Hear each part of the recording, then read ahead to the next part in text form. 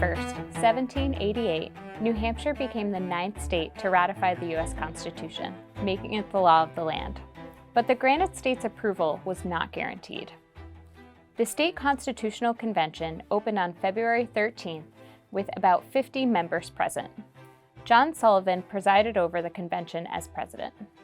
Samuel Livermore, John Taylor Gilman, and Benjamin West laid out rules to regulate the proceedings of the convention. The Federalists, planning for the worst-case scenario, put in place several agreements during the convention that allowed them to ensure ratification would not fail. The first was that individual names would not be attached to votes except for in the case of adoption, allowing delegates who had instructions on which way to vote remain undetected. The second agreement stated that a motion to adjourn would supersede any other motion. Finally, no vote could be taken up, again unless the number of delegates present was equal to those present at the initial vote. This allowed Federalists to prevent reconsideration of previous votes by simply leaving. The convention started with a section-by-section discussion of the Constitution. There were 4 issues that caused much debate. 1. Anti-Federalists opposed the 2-year and 6-year terms for representatives and senators. 2. They believed that the powers granted to Congress in Article 1 stripped state governments of their power. 3. The creation of a federal judicial branch. And 4. Opposition to Article 4, prohibiting religious tests for public office.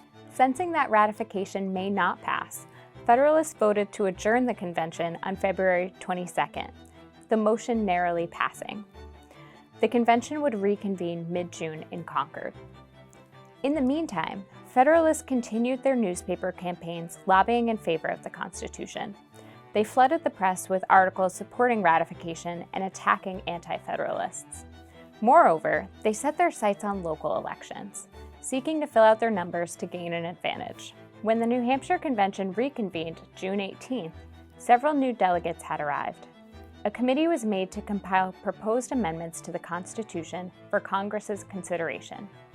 This committee consisted of 15 members, including John Langdon, Josiah Bartlett, Joshua Atherton, and John Sullivan. The delegates proposed 12 amendments to be considered in order to remove the fears and quiet the apprehensions of many of the good people of this state, and more effectually guard against an undue administration of the federal government.